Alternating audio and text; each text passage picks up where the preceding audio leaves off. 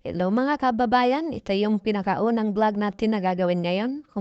Tuturo ko sa inyo kung paano magluto ng beans. Una, magigisa tayo ng ground beef. Lagyan natin ng paminta, konting asin, garlic crush, at onion.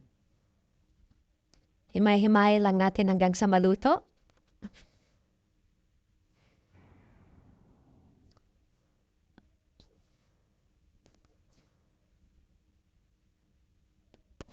Ito pala yung ginamit namin na beans. Nabili namin ito sa Woolworths. So, ayan, medyo naka-frozen pa. Pero okay lang yan, guys.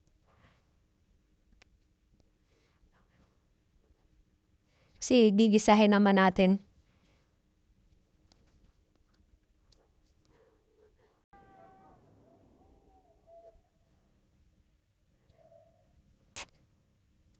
Yan, after 10 minutes, luto na yung gulay natin.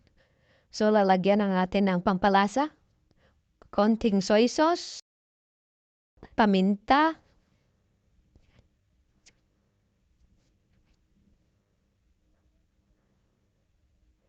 Oyster sauce.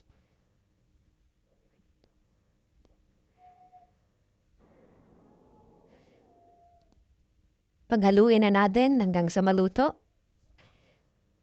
Kuri-kuring, tong-tong-tong. Kuri-kuring, tong-tong-tong. Shalalala! So, ayan na. Napakadali lang, guys. 10 to 15 minutes, tapos na yung ginisang beans natin. So, ayan. Ito na yung finished product natin.